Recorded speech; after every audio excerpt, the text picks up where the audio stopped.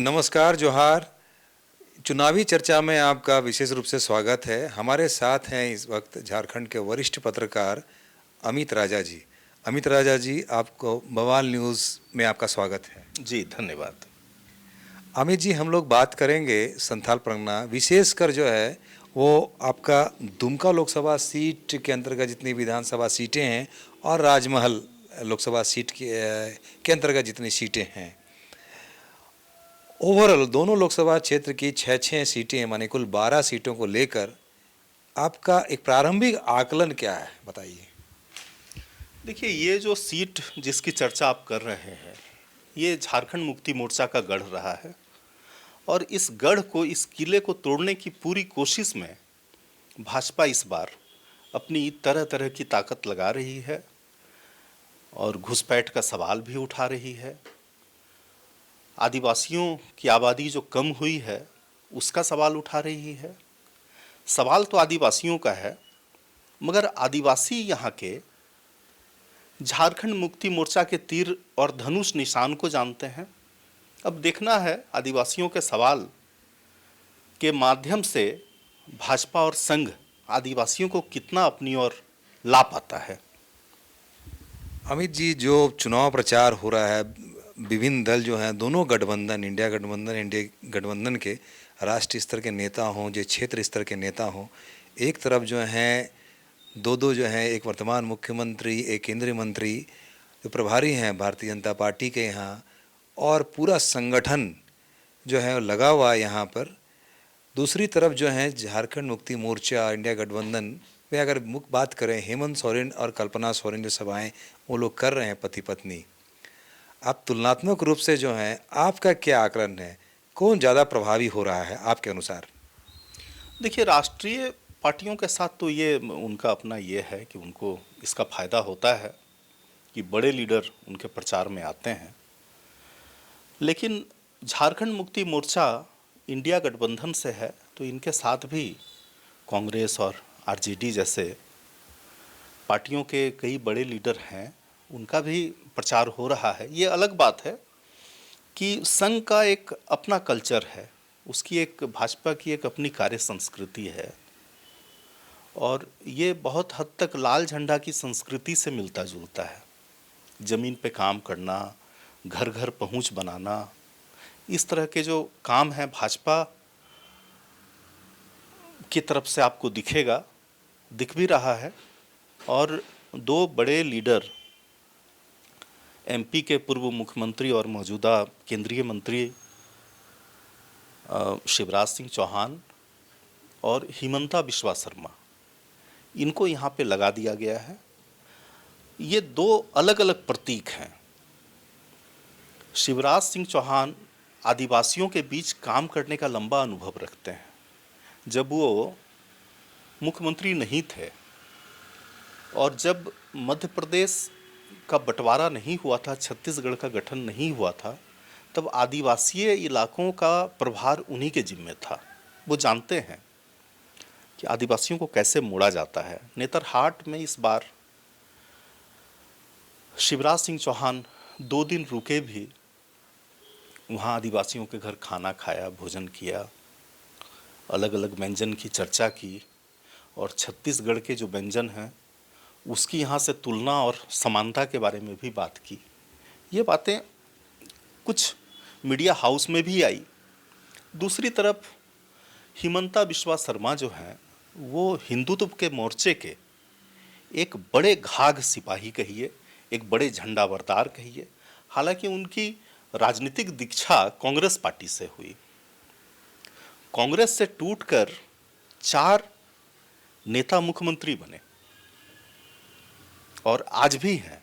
इनकी संख्या 5 हुआ करती थी, आज भी 4 लोग मुख्यमंत्री हैं, जिसमें हिमंता बिस्वा शर्मा, ममता बनर्जी और पेमा खांडू अरुणाचल प्रदेश के, और एन रंगराजन आपको पुडुचेरी के। तो उसमें एक ये है, कांग्रेस से दीक्षा लेने के बावजूद हिमंता बिस्वा शर्मा सेकुलरिज्म को आत्मसात नहीं कर पाए और आज हिंदुत्व की राजनीति के बड़े खिलाड़ी बन गए।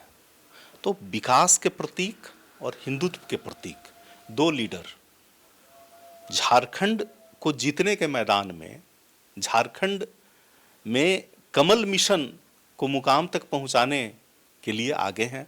अब देखते हैं कि इधर जो एक दूसरी ताकत है जिसको स्थानीय ताकत बोली जाती है, अब उस ताकत से इस ताकत का मुकाबला है।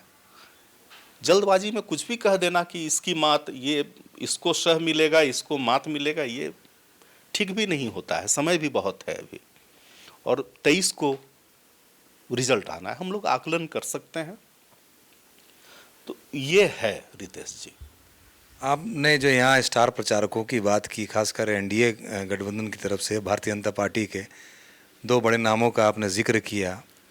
दूसरी तरफ अगर हम कल्पना मुर्मू सोरेन की बात करें, एक बड़ी क्राउड पुलर के तौर पर उभरी हैं, और जितने भी नैरेटिव जो है भारतीय जनता पार्टी ने सेट किए हैं और अलग अलग जब प्रचार प्रसार हो रहा है, उसके काट के रूप में वो धुआंधार प्रचार के साथ में वो भी अपना नैरेटिव जो है वो फैला रही हैं। दूसरी बात है कि डट कर जो है वो मुकाबला कर रही हैं। आप किस रूप में देखते हैं कल्पना सोरेन के इस मुकाबले को? एक राजनीति का नया खिलाड़ी, आप खुद ही सोचिए, जब हेमंत सोरेन जेल में थे उस समय लोकसभा चुनाव हुआ, और इस लोकसभा चुनाव में भाजपा की सीटें बहुत घट गई। तो इस चुनाव प्रचार का जिम्मा किनके हाथ में था? जिनके हाथ में था उनका नाम कल्पना मुर्मू सोरेन है। और आज भी इस प्रचार प्रसार की अगुवाई का जो एक मुख्य चेहरा दिख रहा है वो कल्पना सोरेन मुर्मू है। ये अलग है कि लालू यादव भी आए, राहुल गांधी भी आए, लेकिन यहाँ जो असर कल्पना सोरेन छोड़ रही हैं वैसा असर बड़े राष्ट्रीय नेता भी नहीं छोड़ पा रहे हैं, मुझे ऐसा लगता है रितेश जी। अगर हम राजमहल लोकसभा क्षेत्र में जो सीटें हैं उनकी बात अगर करें तो बरहेट और राजमहल, ये दो सीटों में आपका क्या आकलन है? इन दो सीटों में एक में जेएमएम आपको आगे दिखेगा, एक में बीजेपी आगे दिखेगा।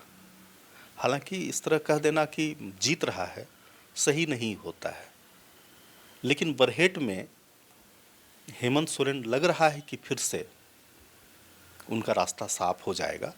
हालांकि उनकी घेराबंदी के प्रयास में पूरी पार्टी, जो विरोधी पार्टी है भाजपा, लगी हुई है। गेवेलियन हेम्ब्रम शायद वहाँ के प्रत्याशी हैं, पूर्व अधिकारी हैं, और देखते हैं क्या असर छोड़ पाते हैं। लेकिन अब तक भारी वहाँ पे हेमंत सोरेन दिख रहे हैं। ऐसे ही अनंत ओझा जो कि राजमहल के बीजेपी प्रत्याशी हैं, उनका पलड़ा थोड़ा भारी दिख रहा है। जेएमएम पूरी ताकत लगा रही है, कल्पना सोरेन भी जाएंगी वहाँ। अब वहाँ जो समीकरण अगर किसी दूसरे के पक्ष में है तो पार्टियां करती यही है ना कि समीकरण को अपने पक्ष में ले आती हैं। दोनों लगी हुई है, देखते हैं क्या होता है।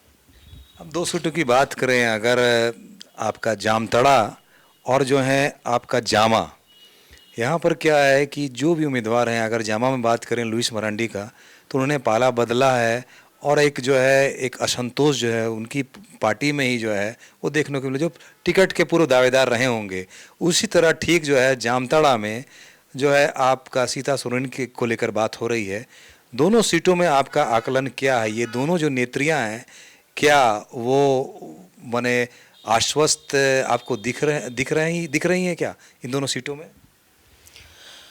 देखिए, दोनों सीटों की परिस्थितियां थोड़ी अलग अलग हैं। जामा की बात करें तो जामा में जब वहाँ की विधायक सीता सोरेन भगवाधारी हो गई, तब वहाँ के झारखंड मुक्ति मोर्चा के कुछ नेताओं को लगा कि अब उनकी किस्मत का ताला खुलने वाला है,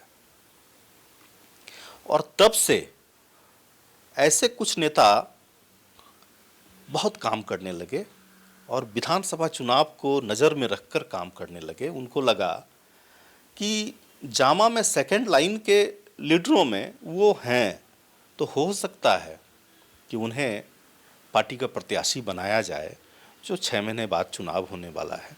चूँकि 6 महीने पहले ही जो लोकसभा चुनाव के पहले सीता सोरेन भाजपा में शामिल हो गई थी।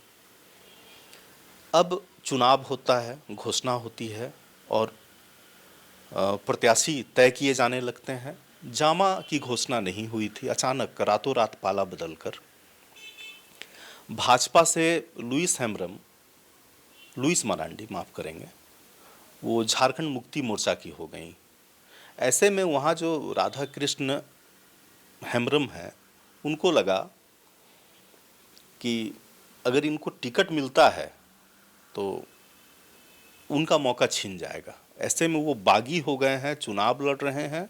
यहाँ तक कि झामुमो के प्रत्याशी खुद को बताने लगे, कहने लगे कि उनका चुनाव चिन्ह बदला है, झामुमो के प्रत्याशी वही हैं। और झामुमो को वहाँ चिट्ठी निकाल कर और मीडिया में चिट्ठी बांटकर यह बताना पड़ा कि झामुमो की प्रत्याशी वहाँ लुइस मरांडी है।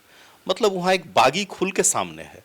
भीतर घात अलग चीज़ होता है और बगावत अलग चीज़ होती है। तो यहाँ बगावत है और जामा में, माफ़ करेंगे, जामताड़ा में भीतर घात है। इस भीतर घात से वहाँ भाजपा की प्रत्याशी सीता सोरेन जूझ रही हैं। वहाँ वीरेंद्र मंडल जो हैं, वो उनको लग रहा था कि वो भाजपा की तरफ से लड़ेंगे, उनका मौका छिन गया और उनके कुछ बयान भी आए, लग रहा था कि वो चुनाव में लड़ेंगे, उतरेंगे। मगर हिमंता बिस्वा शर्मा ने उन्हें मनाया, खुद उनसे मिले, मुलाकात की तस्वीरें बाहर आई, अखबारों में छपी। और लेकिन कह सकते हैं कि हो सकता है वहाँ भीतर घात हो जिसका नुकसान सीता सोरेन को होगा। लेकिन एक बयान जो वहाँ के विधायक हैं, नाम इरफान अंसारी जी, उनका जो बयान है बहुत चर्चे में रहा। उस बयान की चर्चा तो अलग है, उस बयान की पीड़ा दिखा रही हैं सीता सोरेन। दुख भी है उनको और दिखा भी रही हैं कि अब देखते हैं इस सब का क्या असर होता है।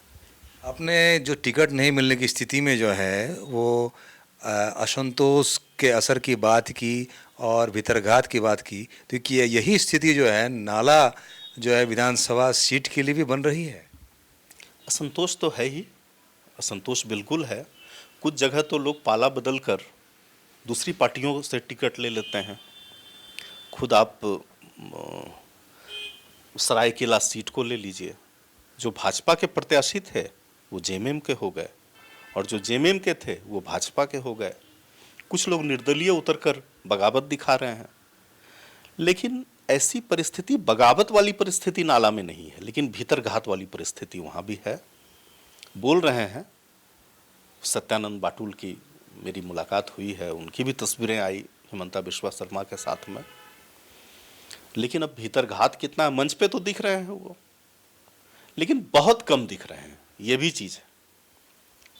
जितना, चूंकि प्रत्याशी नहीं है वो अलग चीज़ है, लेकिन पूर्व प्रत्याशी हैं, वहाँ का नेतृत्व कर चुके हैं, उनको प्रत्याशी के साथ हर जगह दिखना चाहिए, उतने नहीं दिख रहे हैं। दुमका और सारठ सीट को लेकर आपका अभी का वर्तमान आकलन क्या है? दुमका में दोनों मजे हुए खिलाड़ी हैं, एक पूर्व जेएमएम के हैं और एक मौजूदा जेएमएम के हैं। जो मौजूदा जेएमएम के हैं वो हैं बसंत सोरेन और सुनील सोरेन। कभी जेएमएम में हुआ करते थे और लेकिन उन्हें वहाँ से उभरने का मौका नहीं मिला जेएमएम से। वो भाजपा में आए और भाजपा में आकर उन्होंने गुरुजी को हराकर वो सांसद भी बने, तो उनको भी दिग्गज ही आप कहेंगे। और एक तो दिग्गज परिवार से ही हैं, वो हेमंत सोरेन के भाई हैं, गुरुजी के पुत्र हैं बसंत सोरेन। दो दिग्गज का मुकाबला है। दुमका जेएमएम का गढ़ है, आप कह सकते हैं भाजपा का भी गढ़ है। लुइस मरांडी वहाँ का नेतृत्व कर चुके हैं, वहाँ मंत्री रह चुकी हैं भाजपा सरकार में, और लुइस मरांडी ने वहाँ से हेमंत सोरेन को हराया था। ऐसा करिश्मा इस बार सुनील सोरेन कर सकते हैं या नहीं कर सकते हैं, ये चुनाव के बाद दिखेगा। सारठ सीट की बात अगर आप करें, सारठ सीट में मुकाबला है, एक पुराने घाघ हैं चुन्ना सिंह जी और दूसरे हैं रणधीर सिंह।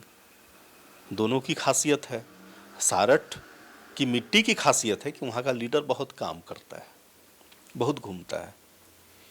सारठ की मिट्टी की खासियत यह है कि वहाँ के लीडर अपने घर में दरबार सजाते हैं और कोई आता है 2 दिन 3 दिन उनके दरबार में रहता है, 1 दिन के लिए नहीं।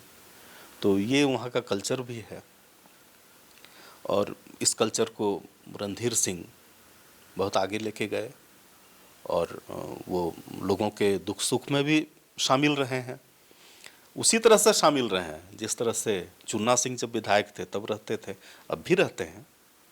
विधायक नहीं है तो उनके पास भीड़ कम है, इनके पास भीड़ ज़्यादा है। अब देखना है कि क्या होता है। वहाँ आदिवासियों की भी अच्छी संख्या है और जेएमएम के प्रत्याशी हैं। कहते हैं कि आदिवासियों को जेएमएम की तरफ जाने से रणधीर सिंह रोकने का करिश्मा दिखाते रहे हैं। इस बार ये करिश्मा दिखा पाएंगे तो जीतेंगे, नहीं दिखा पाएंगे तो हारेंगे। धन्यवाद अमित जी। जी धन्यवाद। तो ये थे वरिष्ठ पत्रकार अमित राजा जी, जो संथाल परगना की विभिन्न जो है वो विधानसभा सीटों के वर्तमान राजनीतिक जो है वो परिदृश्य का आकलन कर रहे थे। उनका कहना है कि दिन ब दिन जो है 20 तारीख को मतदान है, लेकिन प्रतिदिन जो है राजनीतिक परिदृश्य जो है वो बदल रहे हैं। साथ ही साथ जो है कई नैरेटिव भी बदल रहे हैं, नए नैरेटिव बन रहे हैं और चुनाव के समय में जो है जो पाला बदल हुआ है इस पार्टियों से, विभिन्न पार्टियों के एक दूसरे में जो है लोग गए हैं, उम्मीदवार गए हैं, पाला उन्होंने बदला है। इन पाला बदलने में जो है वो कहाँ असंतोष का लहर होगा, कहाँ कौन भीतरघात का शिकार होगा, ये सारा जो है वो 23 तारीख के परिणाम में जो है वो छुपा हुआ है। जनता किस और रुख कर रही है, किन का नैरेटिव जो है वो सफल हो पाता है, ये हम 20 तारीख के मतदान के बाद में 23 तारीख के परिणाम में ही अंततोगत्वा जान सकेंगे। धन्यवाद।